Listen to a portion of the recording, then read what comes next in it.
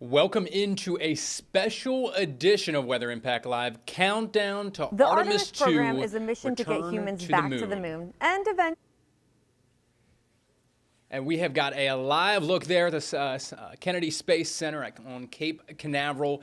We are now just under 4 hours away from the projected launch of Artemis II, returning humans back to the vicinity of the moon for the first time in nearly 50 years. We've got, again, a special edition here for you this afternoon. We will be streaming live from right now until and through the entirety of the hopeful launch here tonight, as long as all systems are a go.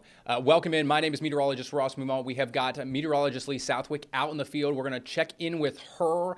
She is live from the Kennedy Space Center. We're going to get some updates from her on what the energy is like, what things are looking like out there at the Kennedy Space Station here this evening, or Space Center this evening. But first, we do want to just kind of show you what actually makes up Artemis II. Meteorologist Lee Southwick's got a great story here for you on that here tonight. The Artemis program is a mission to get humans back to the moon and eventually send humans to Mars. Artemis I was a successful mission around the moon without humans aboard. Now, with Artemis II, 4 astronauts will orbit around the moon. Reed Wiseman is the commander, Victor Glover is the pilot, and Christina Cook and Jeremy Hansen are mission specialists. What are the tools, technology, and teams that will get these brave astronauts around the moon and back? Let's start with the rocket called the Space Launch System, or SLS. This rocket is classified as a super heavy lift vehicle designed with exceptional strength and performance. It surpasses all other rockets in terms of payload capacity and departure energy than any other single rocket. The SLS is the only rocket that can send Orion, astronauts, and cargo to the moon on a single mission. NASA's Marshall Space Flight Center in Huntsville, Alabama, was responsible for the design, development, testing, and engineering of the SLS. Now onto the spacecraft. Orion is a spacecraft that will launch atop the SLS rocket. Orion is responsible for carrying astronauts into space and keeping them safe throughout the mission. It is built to support the crew during travel, provide emergency abort capabilities if needed, and ensure a safe return to Earth despite the extreme speeds experienced during re-entry. With the launch abort system, the crew would be carried to safety if there happened to be an emergency during launch atop the SLS rocket. It can activate within milliseconds to pull the spacecraft to safety and position the crew module for a safe landing. Artemis II will mark the first crewed mission of this program. During the flight, astronauts will take turns manually controlling Orion as it travels around the moon and back to Earth. This mission is an important step in confirming that the spacecraft performs correctly with humans on board before future missions aim to land on the lunar surface. About 3 hours after launch, the crew will conduct a key test known as the Proximity Operations Demonstration. During this test, astronauts will guide Orion toward and away from the detached upper stage of the SLS. To steer the spacecraft, they will use 2 types of hand controllers, one for rotation and another for translation. The spacecraft is equipped with 3 display screens that provide flight data along with cursor control devices that allows the crew to interact with those displays. I'm Reed Wiseman. And I'm Victor Glover. And this is how we pilot the Orion spacecraft. What are the differences between piloting an airplane and a spacecraft? I think the thing that I first think about is on a spacecraft, it's really all about attitude. It's really not about thrust and getting the airplane flying faster. The spacecraft is already going almost 38, 39 times the speed of sound. So we're really controlling the attitude. Where are we pointing? Where are we looking at out the windows? Where are our antenna and arrays pointing? The software is the primary flyer of the spacecraft. I think that's the biggest difference, especially for a pilot coming into this who wants to get on the hand controllers and put the aircraft or the spacecraft in its proper attitude. In aircraft, the software is really helping the pilot, and I think now it's almost like we are helping the software. So a couple of things we're going to do on Artemis II, right after liftoff, we are going to detach the Orion spacecraft and service module from the interim cryogenic propulsion stage, which is just a lot of words for our upper stage. During that, Victor will be physically flying with the rotational hand controller, the translational hand controller, and doing station keeping on this upper stage. This phase of the testing will be to simulate the flying that we would do if we were docking to another spacecraft like our lander or to our gateway. I think we should show you how we actually control the vehicle. So we've been using terms like rotational hand controller. Rotational hand controller, we say RHC for short, and translational hand controller, THC for short. In an aircraft, you would have a stick and a throttle, but it's the things that you put your hands on to control the spacecraft. We will pitch, roll, and yaw. Those are the 3 axes in each direction. And then we will also go up, down, left, right, in, and out, and we will assess how precisely that we can control the spacecraft. But we mentioned earlier that the main controller of the spacecraft is software.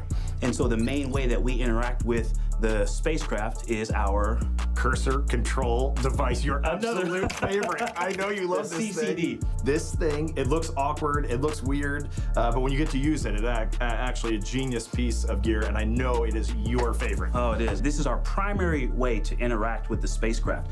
And so what it does is it allows us to determine where we put our focus on the display. So I can move the cursor to a certain display, and then I can move the cursor around to interact with certain fields of data. And it's one of the primary controllers because there are going to be times when we're under 4G, 8G maybe even, and we won't be able to lift up our hands and push the buttons on the display. So this is exactly how we will do it. There is far more information on these displays than we will need to fly this spacecraft normally. But if a system goes off, if something goes wrong, we can dig down into the lowest levels of the computer of all the systems here, and we can take a look, see what's failed, talk to Mission Control in Houston. And then right next to the displays, you see switches and toggles and dials. And so we call those switch interface panels or SIP panels. If the rotational and translational hand controllers didn't work, we also have a backup to a set of switches. Hi, my name is Jeff Simmerow, and I work for Lockheed Martin. We're here in the Exploration and Development Laboratory, where we do integrated testing and verification of the GNC flight software for the Artemis program. GNC stands for Guidance, Navigation, and Control. Guidance is basically, where do we want to go? Nav is, where are we? Controls is, how do we get from where we are to where we want to be? This is the software that interfaces with both the translational and rotational hand controllers. We call this whole stack up the Crew and Service Module, or the CSM. That is the crew module, the capsule, the spacecraft Orion, and then the service module made by our partners ESA and Airbus in Europe. And so this is where the thrusters that will maneuver us on the service module. My name is Rashid Amikhan. I'm the lead of Assembly, Integration, and Test team of Airbus, and we built the European service module in Germany. When the astronaut gives a command to go in any direction, the software is steering every thruster as needed, so it's a balance or a dance between the different engines.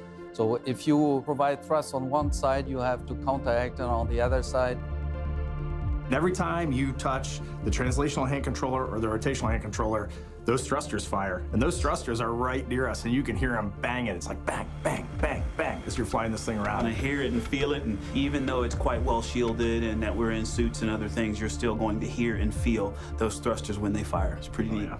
I cannot wait until one of us takes controls and just steers this thing around and looks out at the Earth. We'll be farther from the Earth than a human being has been in a very long time.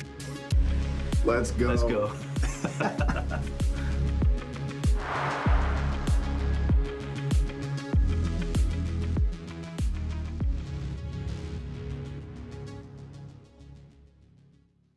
The crew module, often referred to as the capsule, is the main living and working space for the astronauts. This pressurized section protects the crew during every phase of the mission, including launch, operations in space, landing, and recovery. It is designed to support up to 4 astronauts for missions lasting as long as 21 days.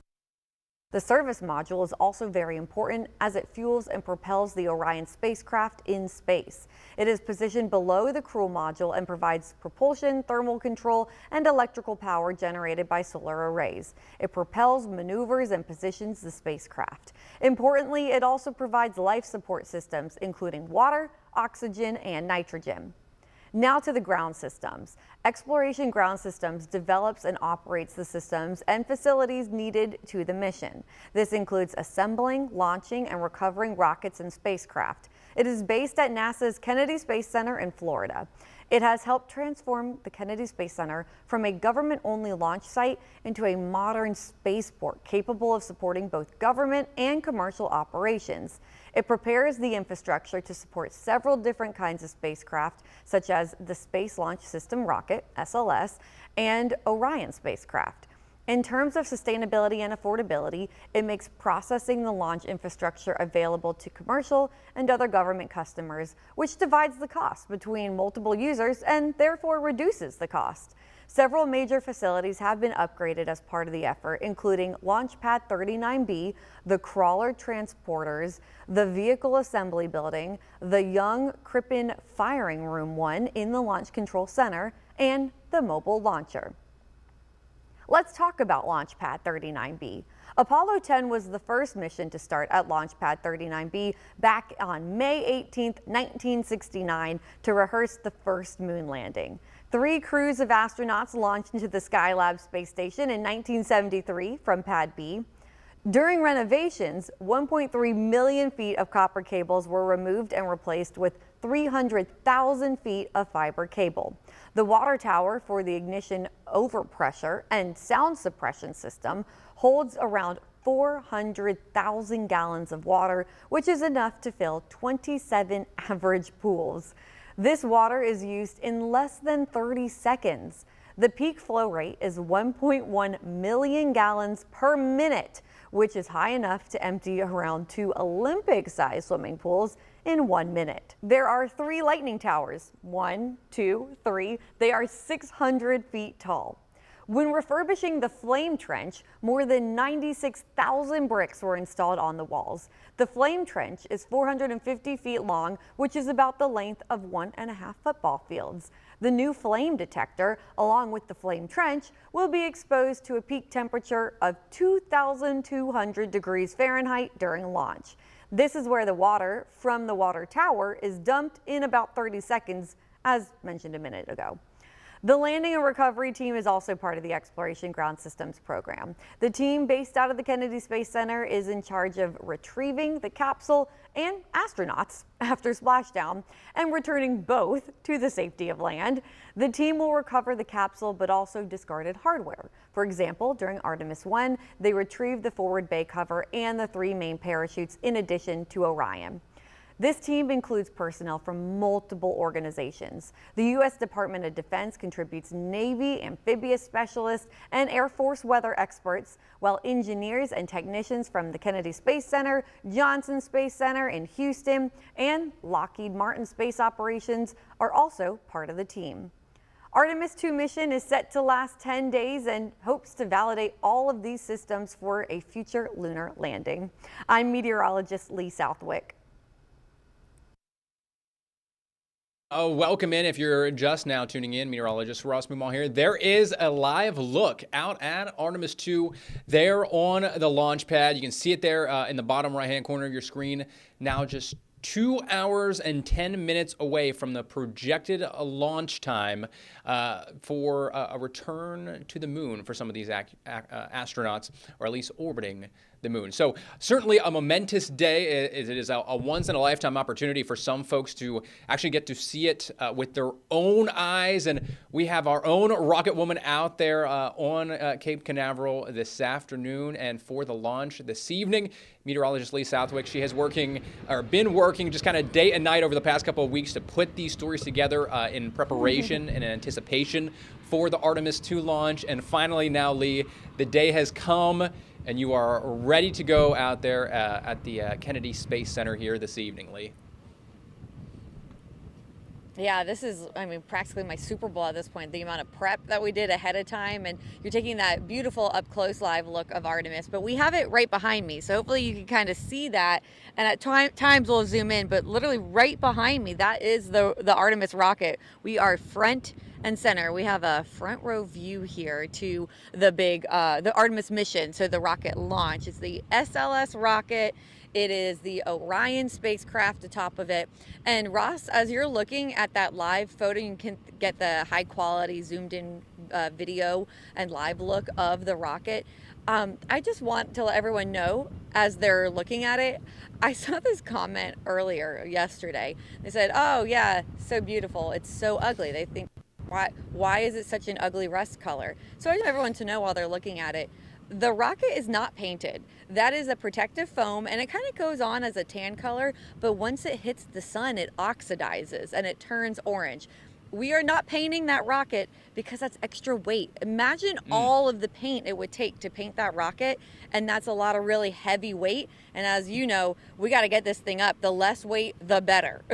Yeah, absolutely. Yeah, just I'm thinking buckets and buckets of paint that those guys would have to be rolling out. Yeah. All over the rocket. Hey, I'm okay with it's kind of like Cleveland brown colors a little bit, kind of the orangish brown rust like you mentioned. So, hey, I think to each their own. I'm not too upset with the color of the rocket out there today. Now, I do want to ask you, I've been monitoring the Melbourne International Airport there, because there were some showers, at least kind of in the vicinity and in the area. The sea breeze has kind of picked up. I've seen winds out of the east-southeast at about 10 to 15, gusting upwards of about 20 to 23. I can even see your hair kind of blowing behind you a little bit. So what are kind of the live conditions looking like out there right now?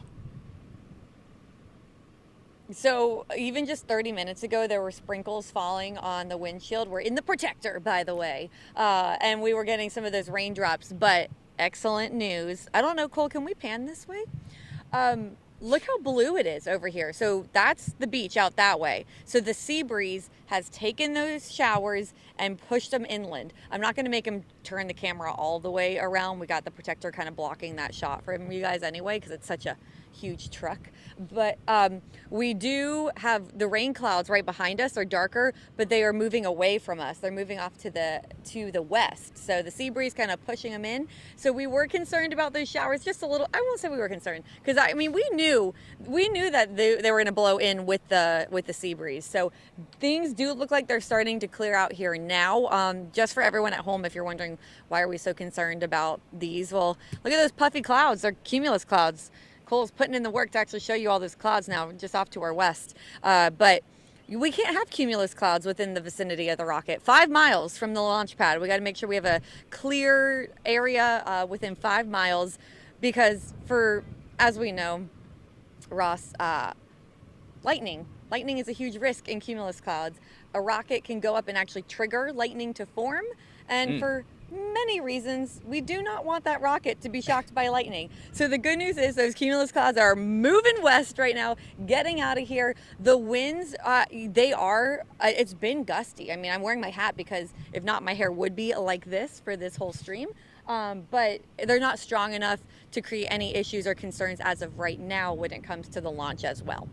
Well, I think with how strong those winds are out of the east currently, Lee, we've still got 2 hours until that projected launch. So hopefully that's going to continue to push some of those clouds further westward and away from the launch site. We're currently looking at a live look at the visible satellite here. So not just in Jacksonville, but also down there on the Space Coast. The large majority of those cumulus clouds have now pretty much crossed over and have begun to move kind of closer to the I-95 corridor, and will eventually head towards the Orlando area. So rain-wise, most of the shower activity has started to kind of head towards Titusville, Port St. John. So you there on Cape Canaveral, it does seem like any sprinkles that were left are now quickly moving a little bit further inland. So hopefully here over the next few hours, that trend will continue. For those who are just tuning in, again, we are counting down to the Artemis II launch. It's currently scheduled for 6:24. But it's a 2-hour window, right, Lee? So that doesn't necessarily mean it would exactly go off at 6:24. So we're really looking between, 6:24 and 8:24 here tonight? Yeah, so I will say, they have, the word here at least is that all systems are go, like nothing has been delayed yet, knock on wood. Where's some wood? Please knock on wood for me. But if everything continues to go as planned, like it's going up at 6:24. The 2-hour window after is when conditions in the atmosphere are still okay for it to launch. The only thing that would now delay it past 6:24 is a darn cumulus cloud within 5 miles of that launch pad, or something technical that we don't know of right now. But everything that they have seen and maybe had a little bit of concern about earlier, they say it's okay still. It's okay. We're good to go as of right now. So with all things, of course, as you said, we're still, we've got 2 hours for things to potentially go wrong, but I really hope not. And so if everything continues on the path that it's on right now, it is 6:24. So if you're watching this, I assume you're as excited as we are for this launch. So you make sure that you are looking out the window at 6:24. And actually, Ross, if it's okay with you, I do have the timing of when it would be visible. It's on the first coast. If I can read this off to you all. There's a map. It's a visibility map. And I don't know if we have it to show you right now, but you can also go to my social media. I shared it. Okay, perfect. Awesome. Okay, so as you can see there, it's places like St. Augustine, maybe like 25 seconds after launch. So if it launches at 6:24 and you're watching the live stream, you see it go up, you have 25 seconds in St. Augustine to get outside, and then you'll start to see it. Jacksonville's more like 35 plus seconds. Fernandina's more like 40-ish seconds and beyond. Brunswick more like 50 seconds. So if you're watching from all the way from like the Brunswick area, don't think, oh, it's 6:24, I don't see anything, I'm going back inside. Give it a minute. Give it almost a whole minute, and then you should be able to see it. Yeah, as long as the clouds are okay. I mean, you're seeing the visibility starting to push, like the clouds push inland for the first coast, or what are you seeing? I haven't been on the first coast since 7 a.m. this morning, so let me know. Yes, so the cumulus clouds are beginning to push inland.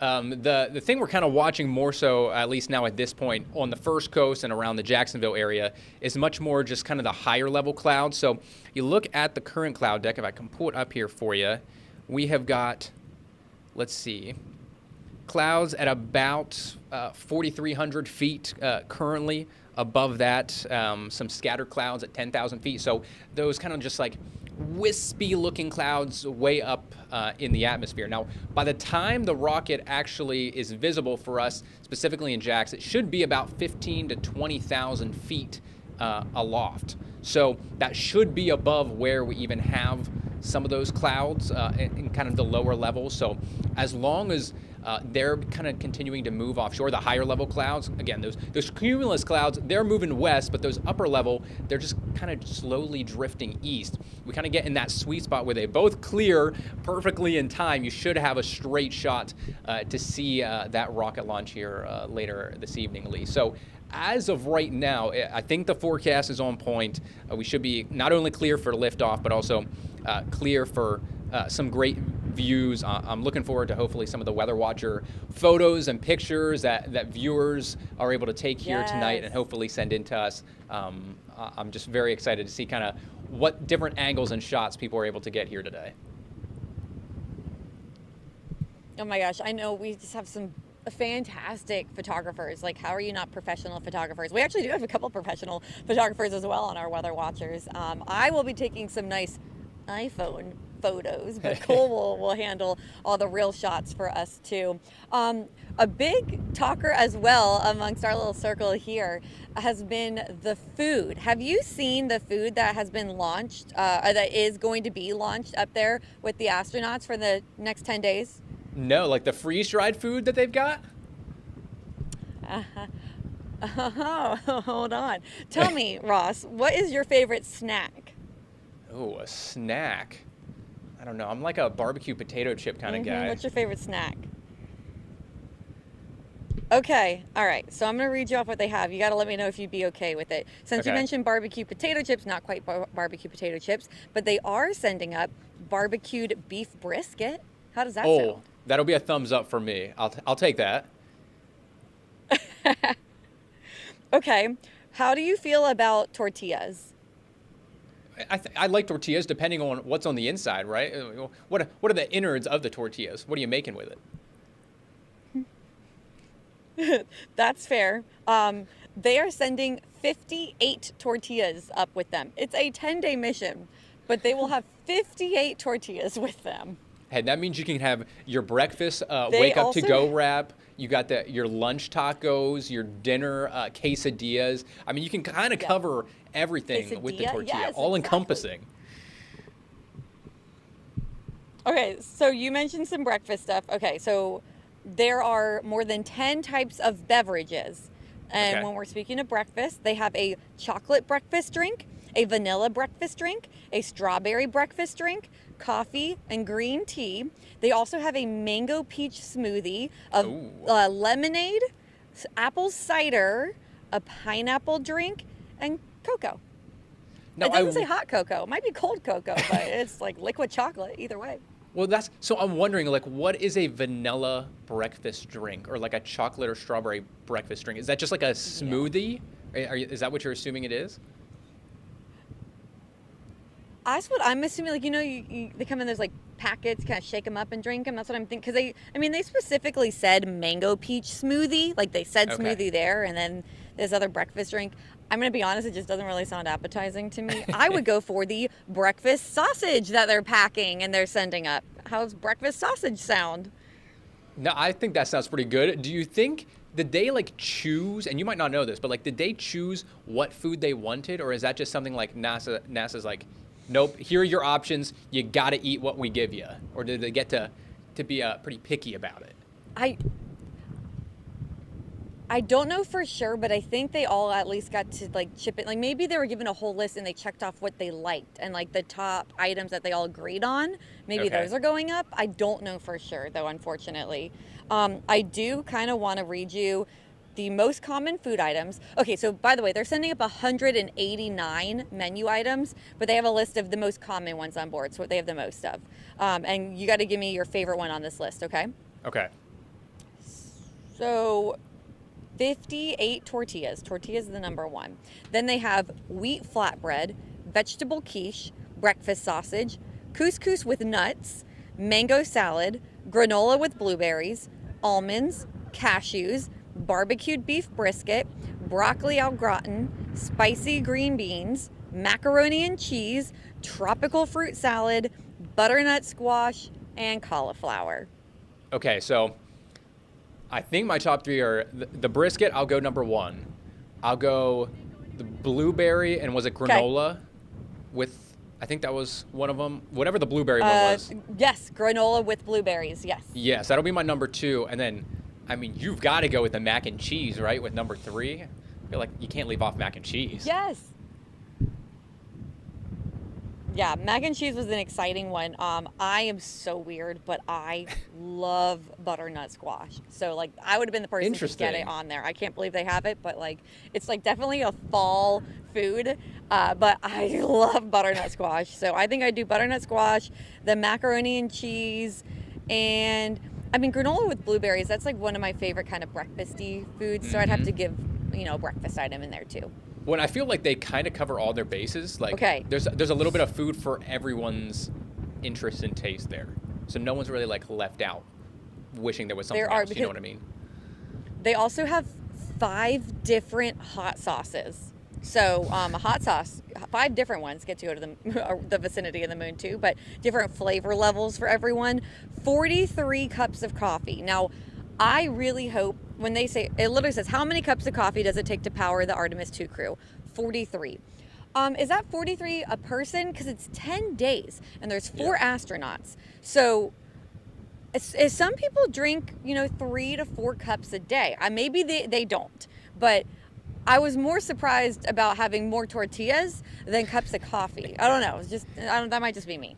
Hey, well, okay, you know how I am, Lee, so it'll be remiss if I don't bring it up. I know Chief Meteorologist Lewis Turner, he would be disappointed if I didn't, but I'm just thinking from the standpoint, these are 4 astronauts. They're living in very close proximity for 10 days in essentially this small little spacecraft.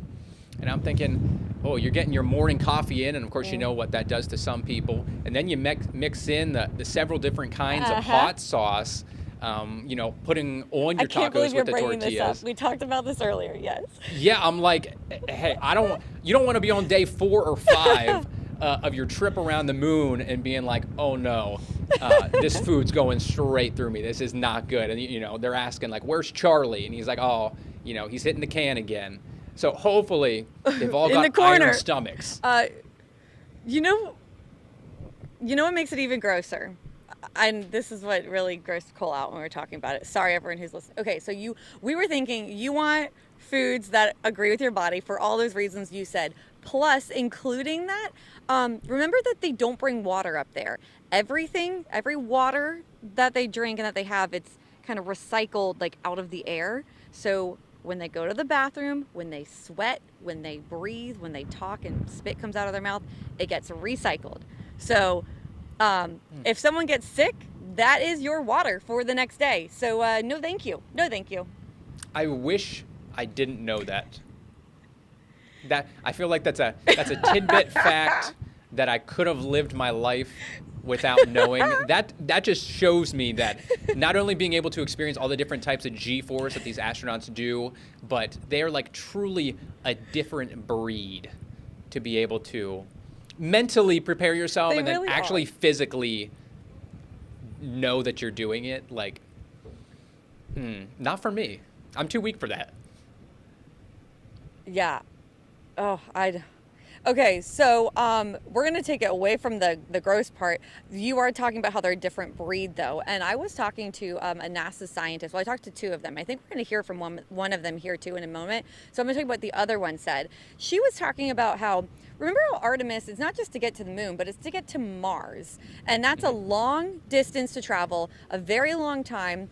And NASA right now is trying to come up with the perfect first aid kit to send to Mars. Of course you need to send a first aid kit with them.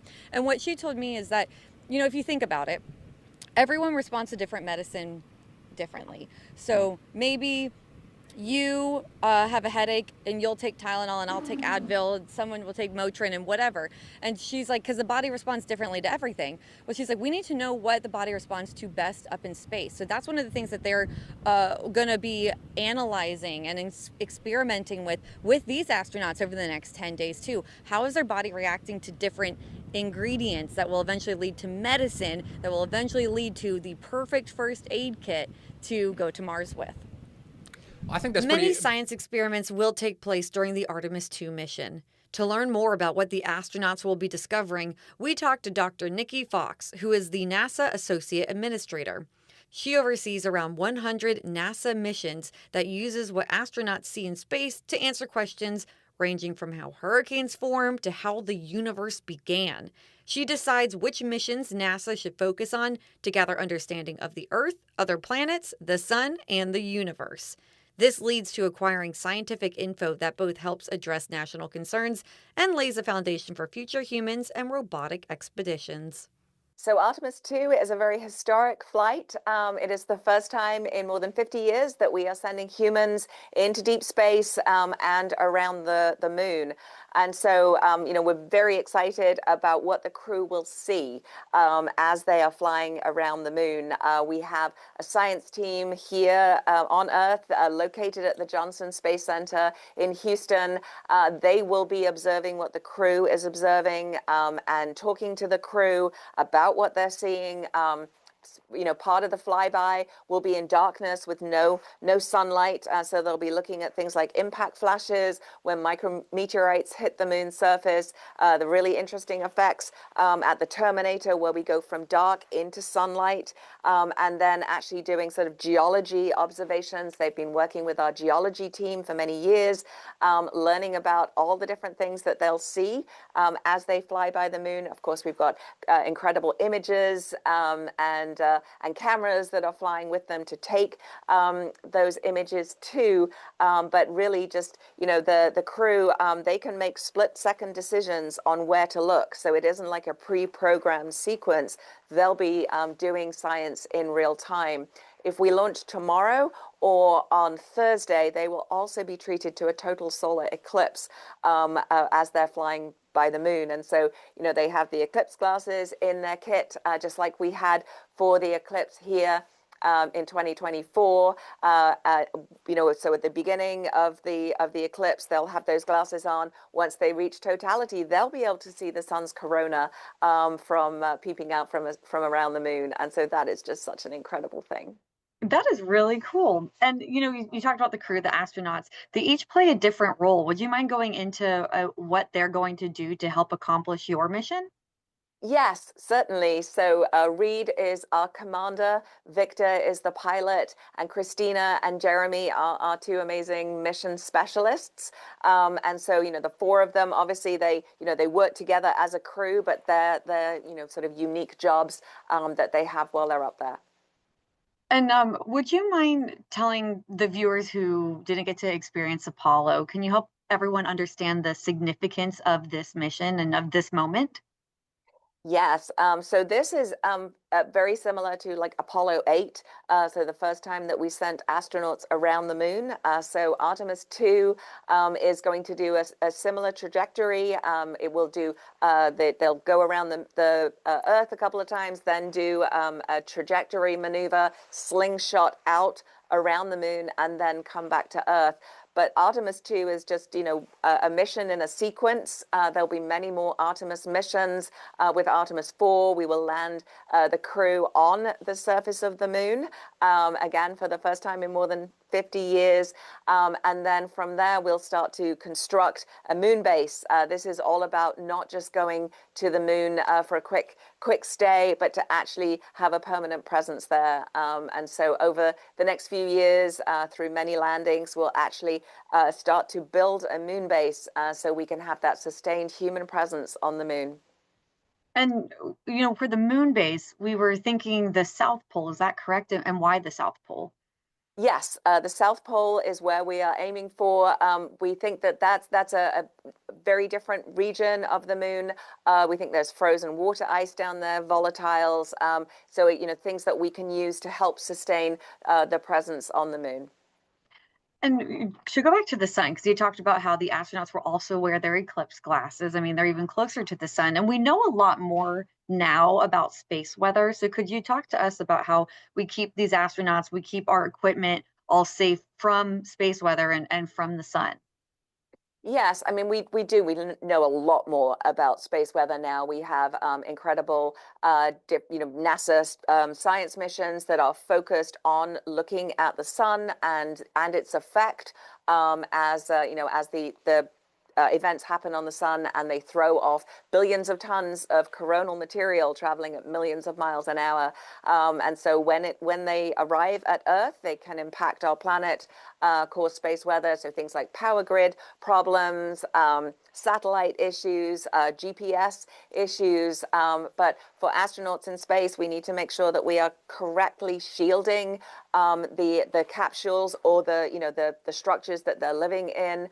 We want to make sure that they're safe and protected. We also do real-time monitoring and provide updated space weather forecast for the crew. We actually had an X-class flare yesterday, so that caused some excitement. Absolutely no problems for the Artemis II crew, but something that we looked at when the radiation would be high, where the radiation would be sort of traveling as it moves away from the sun. No problems for Artemis II, but the sun is very active. We've just passed solar maximum. We're on the declining phase of the solar cycle, and so we actually had our first launch that was impacted by space weather last November. As we were launching the Escapade mission, we actually had to ground the mission for a day to let all of the radiation kind of die down around the Earth. It was not lost on me, the irony that it's actually a space weather mission that we were trying to launch, and space weather kept it on the ground for 24 hours.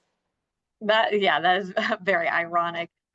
We are flying a figure 8 path. Can you talk to us about that path that Artemis II will be taking? Yeah, so again, it's very similar to Apollo 8 with that figure 8. So, we do that, the crew stays in low Earth orbit for a little while, and then they do a maneuver. They go into a high Earth orbit, and then from there they do the maneuver that actually takes them into the lunar orbit injection. From there, they swing by the moon, and then after that, we actually use the moon's gravity to kind of slingshot around and send that capsule back to Earth. And so it is a trajectory very similar to the Apollo 8 trajectory, but using the moon's gravity to bring us back. So saving fuel. And Dr. Fox, before you go, could I just know what you are most excited about when it comes to this mission? I'm excited about all the science that we can do. I mean, I'm the head of science for NASA, so that's the thing I'm going to be excited about. But we have, a human health experiment flying with the crew. It's called Avatar. It's 4 samples of bone marrow tissue. They are matched to each of the crew, so there's 1 for each of them. And it will allow us to look at the impact of microgravity and radiation on the human body. So, as we think about setting up that sustained presence, we want to make sure that, number one, we are, really making sure the crew are all safe. We have a sort of a test equipment that is left here on Earth. And so we've got, pristine samples that haven't been around the moon that we can compare to the ones that have been around the moon, really, looking at that type of analysis. Also, these experiments allow us to actually do a targeted medical kit. And so, how you have a headache and you have a friend that says, oh, I can only take this medication and it gets rid of my headache. And you're like, that doesn't work for me. I always have to take another one. Why? It's the same headache, but our bodies metabolize medicines in different ways. And so as we think about sending a crew on a long duration mission, either to stay at the moon or even to go onto Mars, we want to send exactly the right medical kit with those astronauts. And so experiments like this allow us to do that. So I'm just really excited about that, and also about just having that science crew here at Johnson Space Center, ready to help the crew on board the Orion capsule make the most of their short stay at the moon. Absolutely fascinating and really exciting stuff. Thank you so much for your time today, and best of luck with this. Thank you so much. Go Artemis. Reporting from here on Earth, I'm meteorologist Lee Southwick. Thank you for that, Lee. Great interview there with the head scientist there at NASA. We're now under the 2-hour mark for launch. Now, are there other people around you? Are you just in a media area, or are there a lot of just average spectators and viewers getting ready for it too?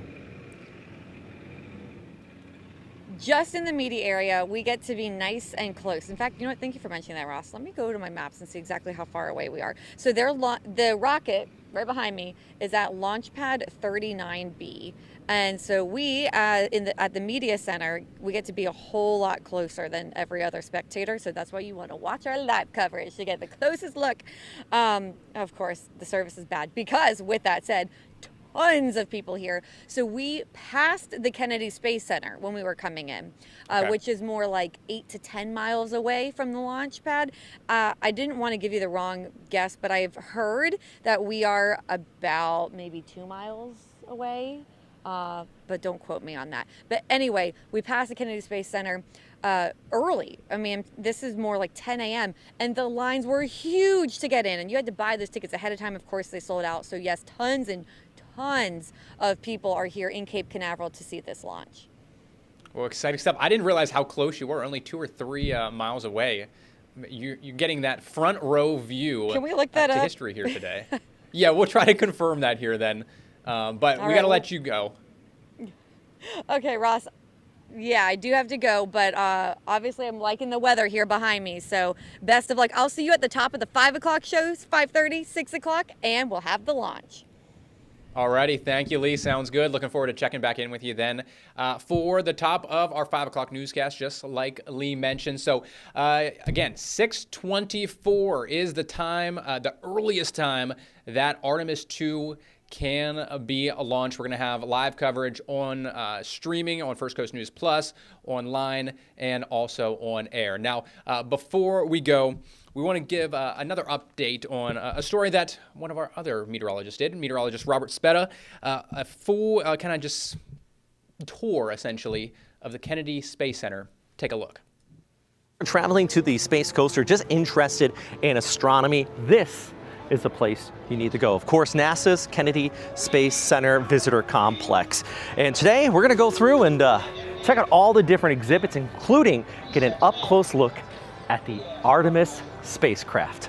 Let's go check it out. And even before you enter the gate, the science is already hitting you. The classic clock used for the launches is near the front, and this massive 3D TV in the rockets can be seen right there in the distance. One of the first things you'll see once you come in is, of course, the rocket garden. It's just this whole slew of different rockets from throughout the space age, including a replica, I believe the Saturn V right there. We're gonna come back to this though. First, we're gonna go out and actually see some of the real rockets up close out at the gantry. The Kennedy Space Center is unique compared to other theme parks in that you have the option to get on a bus and go to several different locations versus sitting around in one spot. First, we set off to the gantry at platform 39. On the way, you can see multiple famous locations like Launch Control, the VAB or the Vehicle Assembly Building, which is the largest building on Earth by volume. And we pass by the Crawler, which is the largest self-powered vehicle on Earth. This is the vehicle that takes the rocket up to the launch pad. It's about 130 feet long, 115 feet wide, and about the size of a baseball infield. So we're here at LC39B. This is the gantry. It's the newest attraction here at the Kennedy Space Center Visitor Complex. And here you can get an up-close view at some of the launch pads, but also they have the whole complex here. All this education on board, including this mocked-up rocket engine here, which in just about 15 minutes is going to be running a test fire. It's going to be interesting. Now, that is not a real engine by any means. It's more of a simulator in that it was used to represent the physical locations and geometry of a space shuttle main engine, so ground crews could test and practice working on one that looks like the real one. Now, it's a neat addition to this tour. So check this out, the views from the top of the gantry. You can see all the different launch platforms out here, but as well, we have a very close-up view of launch pad 39A. And this one is awesome. This is where the Apollo missions took off from. Apollo 11 launched from right there. And 39B right over there has, well, Apollo's Greek twin sister, Artemis, sitting on the launch pad. So check this out. You can take this and kind of point it at any of the directions and it'll show you, okay, now we're looking at LC39A. This is where all the famous Apollo launches took place, including Apollo 11 right from that launch pad. Then we look over here, you can see the other launch pads because there's plenty of them. SLC 40. This is where the rockets were originally built in the 1960s. The Titan program took off there. We can look at some of the other ones, like this one right here. I wonder what that is. 41. That was also built back in the 1960s. This is cool. Also at the gantry, you can stop by the Earth Observation Building. I love this. It's neat to see other people learning about meteorology and climate change, but as a meteorologist, truly appreciate this. And one thing that space exploration has given us is the realization that we all live on this little blue ball together, floating in space. This thought is really demonstrated in this photo taken by Voyager at the edge of our solar system. Everything that ever is or ever was with humanity is on that little blue dot there. It's important to take care of it.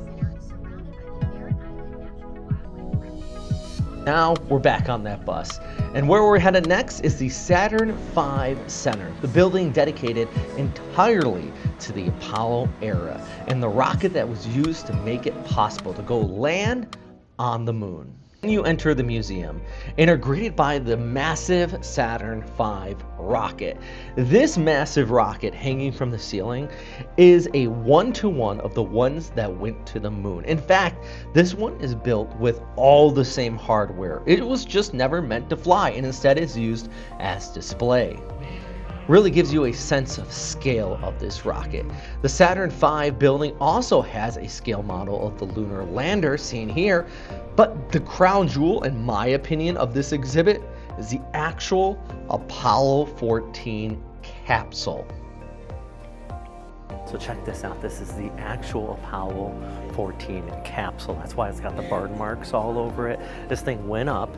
Now this doesn't land on the moon, it orbits around, and then it came back carrying 3 astronauts on board. This was after the infamous Apollo 13, and behind that, of course, 15, 16, and 17 also landed on the moon too. But pretty incredible to see that up close in person. Plus, if you get the time, make sure you check out the entire collection here of different types of moon rocks. The bus tour drops you off right at the Atlantis exhibit, which is a must-see. This has got to be one of the just most wow exhibits here at the Kennedy Space Center. The actual Atlantis. She flew 33 missions into space and back, and now it's here on display. Just absolutely incredible.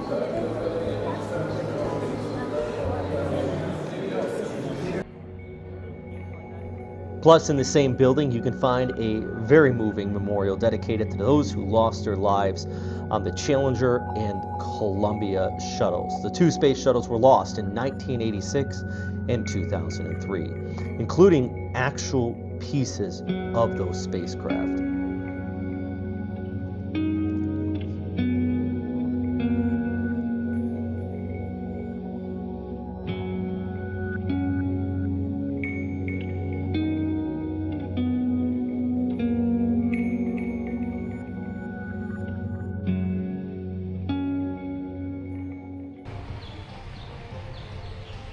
Right after you enter the Kennedy Space Center Visitor Complex, you'll come right up to the rocket garden. And there are numerous rockets here from different ages of space exploration. From some of the earliest ones, some of the biggest, like the Saturn V sitting over there. So check this one out. This is the Titan. And this thing, believe it or not, was a ballistic missile before it was used to send people into the space. One of those Cold War relics that were repurposed for space travel. And you actually see that a lot. And that was really the whole Apollo program was all part of the Cold War. But it's really cool to see, you know, something that was designed for destruction, sending people up into space. This was used for Gemini missions. All right, let's see what it feels like to sit inside of one of these. Come up here. Oh, goodness. Oh. All right. Jeez, that is not comfortable. Oh, I think you're supposed to sit like this. Oh, I got it. Oh God, you're supposed to be like this inside of it. Oh, that makes more sense. Oh God. Oh, here. Okay, there we go. Now I'm ready to go to space. Apparently, in the world's smallest freaking barrel. Jesus. Oh. This is all next to the Gateway experience. Lots of activities here. You can test your skills as a pilot or see what it's like to ride in the Blue Origin capsule. A slew of different stations to learn about science and astronomy. And that's what it's all about. Well, I'd give this place a 10 out of a 10. Now, I am a science nerd, and I've always loved astronomy and space, but there's just so much educational stuff here. It's a lot of fun, and it's so interesting, all the real world stuff that they have here at the Kennedy Space Center complex. The actual rockets and capsules that went onto these missions into space, and then being able to see Artemis and the launch pads up close. Spectacular. I would say give it 2 days. We're here for 1 day, and there's so many other things that we kind of missed out on, all the rides and there at the gateway, but still, lots of fun. Big thing though is always get out there, keep learning, and keep exploring. I'm meteorologist Robert Spetta.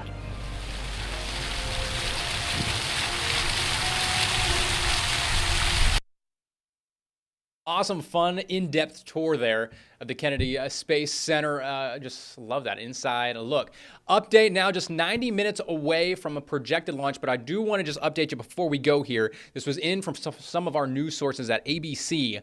Launch teams are currently troubleshooting an issue on the Flight Termination System, or FTS for short, which is a critical safety component. So the Flight Termination System is designed to safely stop the rocket if it veers off its planned path to protect people or property on the ground. So to fix this issue, or to try and help fix this issue, the team is currently bringing in a piece of hardware that was originally used on the Space Shuttle mission. So we will continue to monitor that development here over the next 90 minutes as we approach that all anticipated launch time of 6:24. I've got to go do the 5 o'clock newscast, but hopefully you tune in. Meteorologist Lee Southwick will be at the top of the show with a live look from Cape Canaveral and the Kennedy Space Center. So hopefully you tune in. I'll see you